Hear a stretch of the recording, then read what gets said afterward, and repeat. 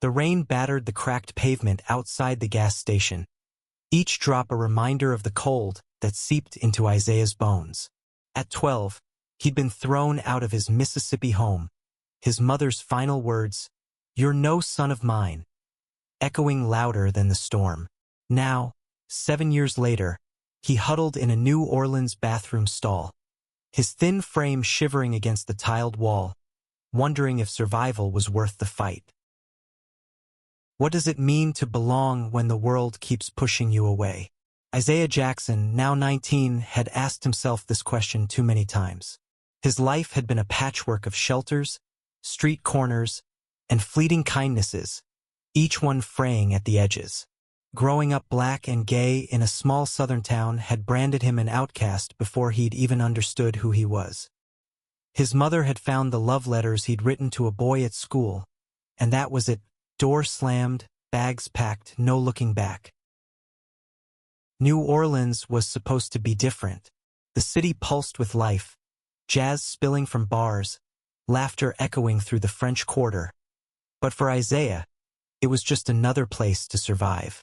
He'd found a job bussing tables at a diner on Decatur Street, where the owner, Miss Clara, a stout woman with a sharp tongue and a soft heart, let him sleep in the back room when shifts ran late.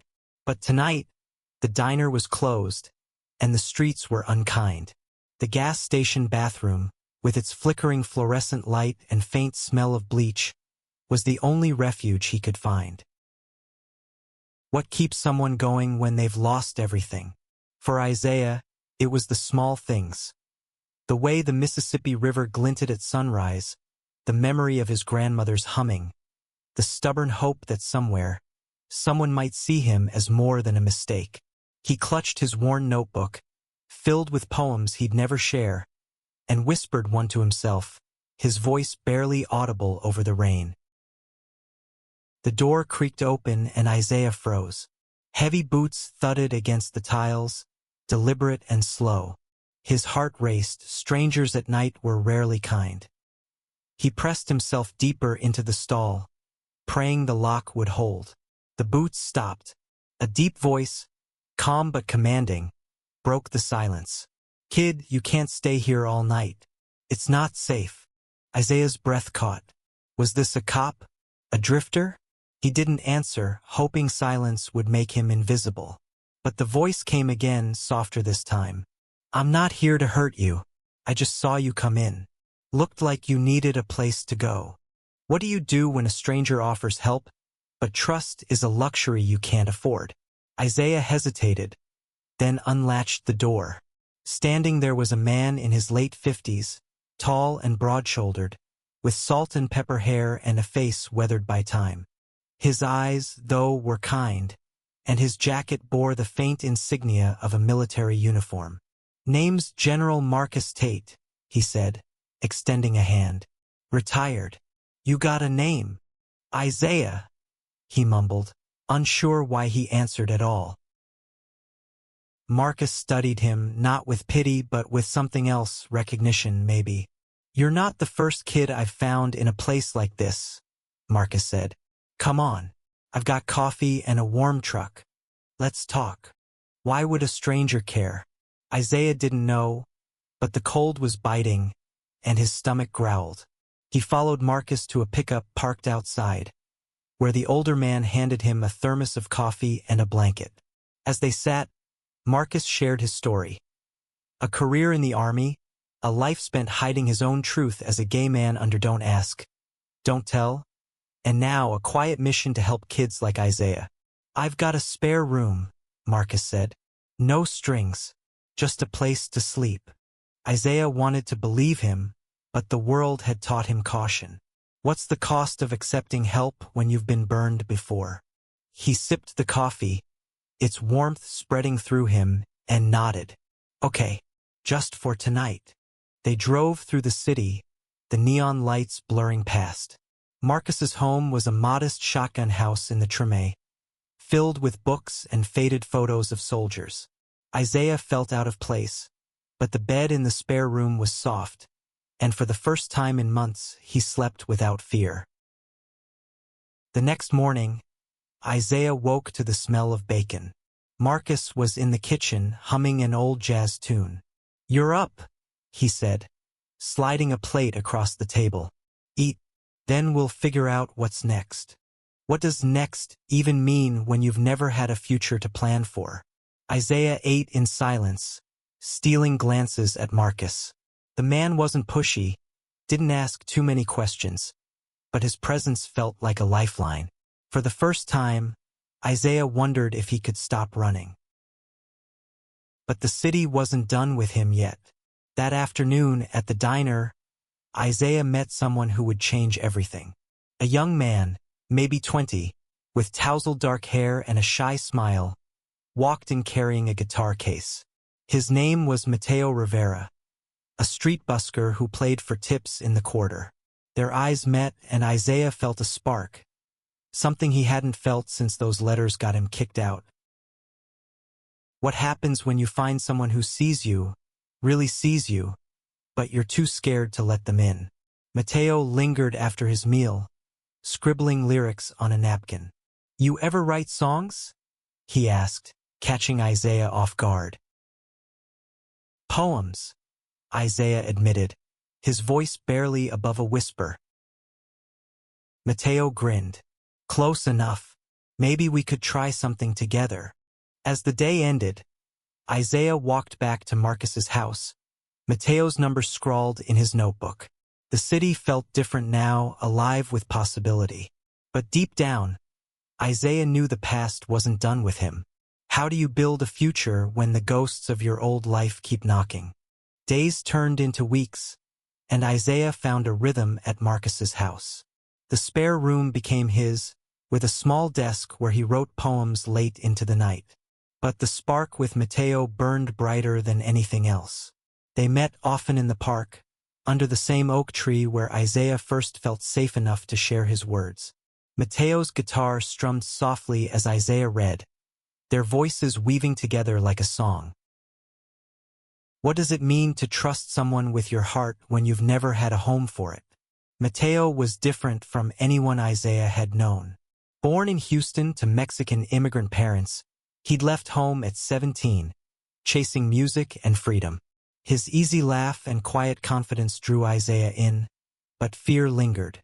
Every time Mateo's hand brushed his, Isaiah's pulse raced, not just with desire, but with the terror of being seen. One evening, as the sun dipped below the horizon, Mateo set his guitar down and looked at Isaiah. "You're holding back," he said softly. "I see it in your poems. There's something you're not saying. How do you explain a life of rejection to someone who seems to carry the world so lightly?" Isaiah wanted to tell Mateo everything. About his mother, the streets, the nights spent hiding, but the words caught in his throat. Instead, he handed Mateo a poem, one he'd written after their first meeting. It spoke of longing, of a heart too heavy to fly. Mateo read it silently, then looked up, his eyes glistening. "This is us," he said, and leaned in, their lips meeting for the first time under the oak's sprawling branches. The kiss was a revelation, soft and urgent, a promise Isaiah wasn't sure he could keep. But the world didn't stop spinning, and that scared him most of all. What happens when you let yourself love, knowing it could all fall apart? Marcus noticed the change in Isaiah. Over breakfast, he'd catch the younger man smiling at his phone, texting Mateo. "You're glowing, kid," Marcus teased, but his eyes held a warning. "Just be careful. Love's a battlefield, too." Isaiah nodded, but he didn't fully understand. Not yet. He and Mateo spent more time together, busking in the quarter, blending Isaiah's poems with Mateo's melodies. Passers-by stopped, drawn by the raw emotion in their music. For the first time, Isaiah felt like he belonged somewhere, not just to someone. But the past has a way of clawing its way back. One night, while working a late shift at the diner, Isaiah overheard a conversation that froze his blood. Two regulars, older men with thick southern drawls, were talking about a church group from Mississippi passing through. "They're looking for some kid," one said. Ran away years ago. Family wants him back. Says he's troubled. Isaiah's hands shook as he cleared their plates. His mother's voice echoed in his mind, sharp and unforgiving. Had she found him? Why now, after 7 years? He didn't tell Marcus or Mateo, but the fear settled in his chest like a stone. What do you do when the life you're building feels like it's on borrowed time? Isaiah kept his routine, work, Mateo, writing, but the dread grew. He started noticing a man in a gray coat lingering near the diner, watching him. Was it paranoia, or was someone really there? One night, Mateo convinced Isaiah to perform with him at a small open mic in the Marigny. The crowd was small but warm, and as Isaiah read his poem over Mateo's guitar, he felt alive, seen. The applause washed over him, a fleeting taste of freedom. But as they stepped outside, the man in the gray coat was there, leaning against a lamppost. Isaiah grabbed Mateo's arm, his voice tight. We need to go. Now. Mateo frowned but followed, sensing the panic. They ducked through alleys, the city's vibrancy now a maze of shadows. When they finally stopped, gasping, Mateo demanded answers. What's going on, Isaiah? Who was that? How much do you reveal when the truth could push someone away? Isaiah's voice trembled as he told Mateo about his mother, the letters, the night he was cast out. Mateo listened, his face a mix of anger and sorrow. You don't have to run anymore, he said, pulling Isaiah close. Not alone. But Isaiah wasn't so sure. Back at Marcus's, he found the older man waiting up, a newspaper in hand. You've got trouble, kid, Marcus said, his voice grave. He slid the paper across the table. It was a local story about a missing teen from Mississippi, with a grainy photo of Isaiah at 12. What do you do when the past comes knocking, and it's not ready to let you go? Isaiah stared at the newspaper, his 12-year-old face staring back, frozen in a school photo he barely recognized. The headline read, Mississippi family seeks lost son. But the words felt like a trap. Why would his mother want him back now, after years of silence? What does family mean when it's the first thing to break you? Isaiah's mind raced, memories of his mother's rage clashing with the fragile life he'd built. Marcus sat across from him, his expression steady but concerned. This doesn't add up, Marcus said. Families don't just change their minds after 7 years. You need to be ready for whatever's coming. Isaiah wanted to believe it was a mistake, but the man in the gray coat felt too real. He hadn't told Marcus about him yet, afraid it would sound paranoid. Instead, he nodded, clutching the newspaper until his knuckles whitened. What do I do? He asked, his voice small. Marcus leaned forward. You decide who you are now, not them. But you can't do that if you're looking over your shoulder. We'll figure this out together. How do you face a past you've spent years running from? Isaiah didn't have an answer, but Marcus's words gave him something to hold on to. He went to work, forcing himself to focus on the clatter of plates and Miss Clara's banter. But the fear lingered. Mateo noticed it too, his usual warmth tempered with worry.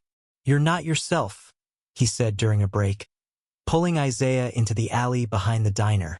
Talk to me. Isaiah hesitated, then spilled everything, the newspaper, the man in the gray coat, the dread knotting his stomach. Mateo's jaw tightened, but he didn't pull away. We'll face it together, he said, echoing Marcus. You're not alone anymore. The words were a lifeline, but Isaiah couldn't shake the feeling that he was dragging Mateo into something dangerous. That night, they performed again, this time at a crowded bar in the French Quarter. The music felt like a shield, each note pushing back the shadows. But as they left, Isaiah saw him again, the man in the gray coat now closer, his face half lit by a street lamp.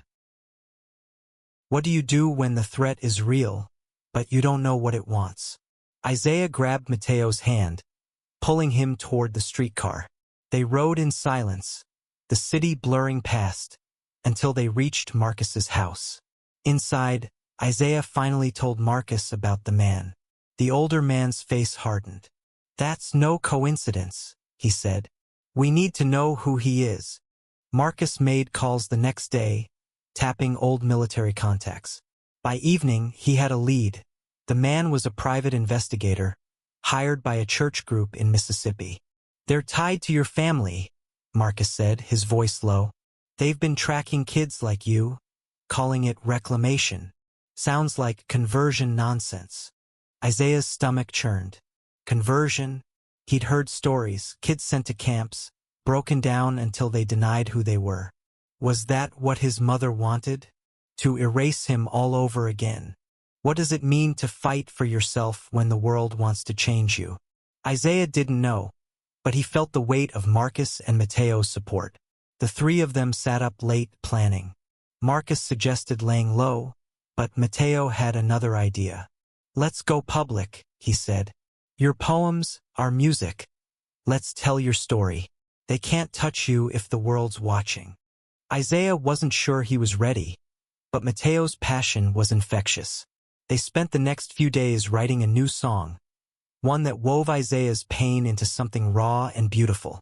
They booked a spot at a local festival, a small stage but a big crowd. As the day approached, Isaiah's nerves frayed, but Mateo's steady presence kept him grounded. The festival was alive with color, beads, flags, laughter. Isaiah's heart pounded as he stepped onto the stage, Mateo's guitar a soft hum behind him. He read his poem, his voice shaking at first, then growing stronger. The crowd listened, rapt, as he spoke of rejection, survival, and the fragile hope of love. Mateo's melody carried the words, turning them into something bigger. When they finished, the applause was deafening. Isaiah felt exposed but alive, like he'd reclaimed a piece of himself. But as they stepped off the stage, he saw the man in the gray coat again, this time with another figure, a woman whose face was too familiar. His mother. "What do you say to the person who broke you when they're standing right in front of you?" Isaiah's breath caught as his mother's eyes locked onto his. She looked older, her face etched with lines he didn't remember, but the judgment in her gaze was the same. The festival's noise faded, leaving only the thud of his heartbeat. "What do you feel when the person who cast you out steps back into your life?" Isaiah wanted to run, to scream, to disappear, but Mateo's hand on his shoulder anchored him. "You don't have to do this alone," Mateo whispered. The man in the gray coat stood behind his mother, his expression unreadable, a silent enforcer. Marcus appeared at Isaiah's side, his presence a quiet strength. "You want to talk to her?" he asked, his voice steady but ready for a fight. Isaiah didn't know. 7 years of pain stood between them, but so did questions he'd never had the chance to ask. Why did she hate who he was? Could she ever see him as her son again? "I need to know," Isaiah said finally, his voice barely audible. Marcus nodded, and they approached the woman, the crowd parting around them. The air felt thick, charged with unspoken words. "Isaiah," his mother said, her voice tight, like she was holding back a storm. "I've been looking for you." "Why?" The words slipped out sharp and raw. "You threw me out. You said I was nothing." Her eyes flickered, and for a moment, Isaiah thought he saw regret. But then she straightened, her voice cold. "I was wrong to let you go, but not about what you are. The church can help you. They've got a program. Fix you, make you right, fix him." The words hit like a fist. What does it mean to be fixed when you're not broken? Isaiah's hands shook, but he felt Mateo's warmth beside him, Marcus's steady gaze. "I'm not broken," he said, his voice stronger now. "I'm me, and I'm not going back." His mother's face hardened, but the man in the gray coat stepped forward.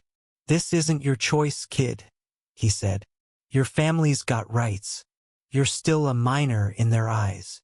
Marcus cut in, his voice like steel. He's 19.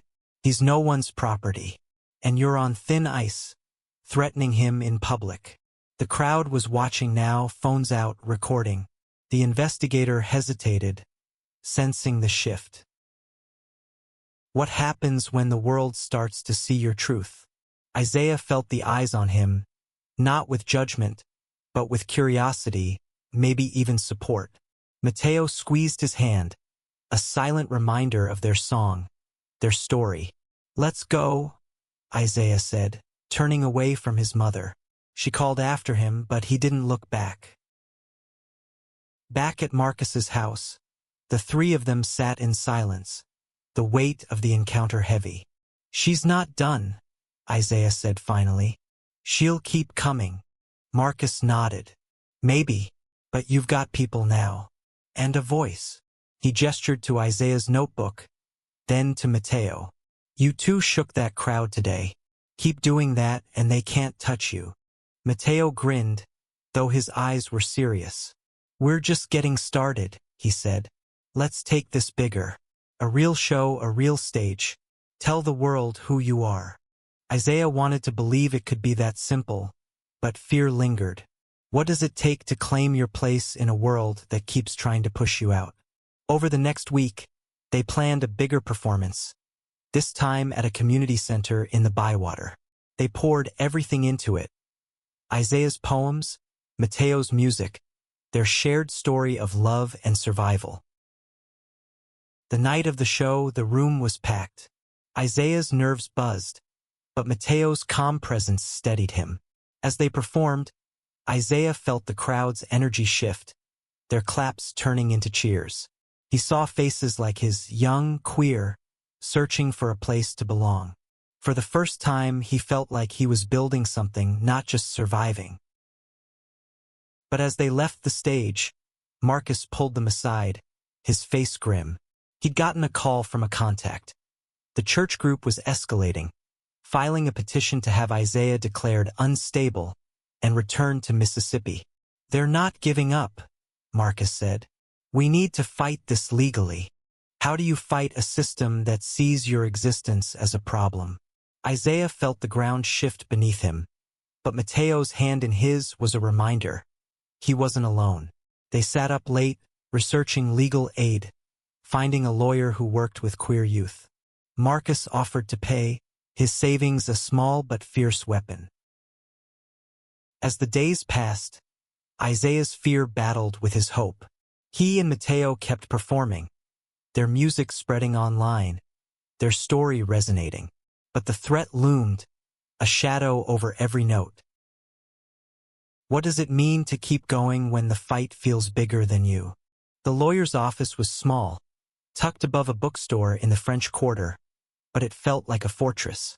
Ms. Elena Torres, a wiry woman with sharp eyes and a reputation for fighting for kids like Isaiah, laid out their options. "They're claiming you're a danger to yourself," she said, scanning the petition. "It's a stretch, but they've got money and influence. We need to prove you're stable, independent, and supported." What does it mean to prove you're enough when the world says you're not? Isaiah sat between Marcus and Mateo, their presence grounding him. Elena outlined their plan. Gather character references, document Isaiah's life in New Orleans, and use his and Mateo's performances to show his strength. "Your story's your power," she said. "Keep telling it." Isaiah nodded, but the weight of it all pressed down.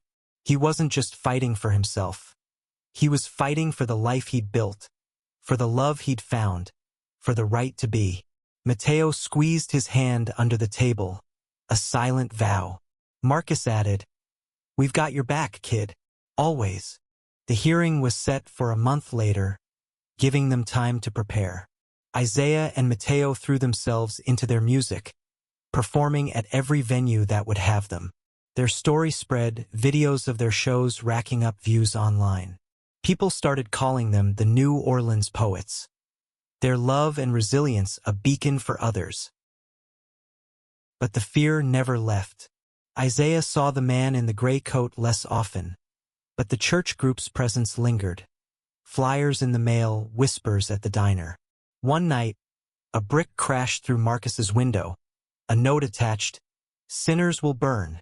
Marcus brushed it off, but Isaiah saw the worry in his eyes.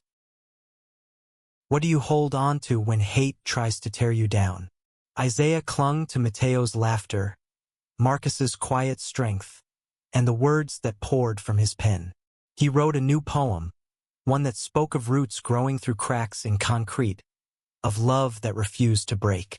Mateo set it to music, and their next show felt like a rebellion. The night before the hearing, Isaiah couldn't sleep. He sat on Marcus's porch, Mateo beside him, the city humming in the distance. "What if I lose?" Isaiah asked, his voice barely a whisper. Mateo took his hand. "Then we keep fighting. Together." He pulled out his guitar, playing softly, a melody that felt like a promise. Isaiah leaned against him, the stars above New Orleans brighter than he'd ever noticed. The hearing was a blur of legal jargon and tense silences. Isaiah's mother sat across the room, her face unreadable.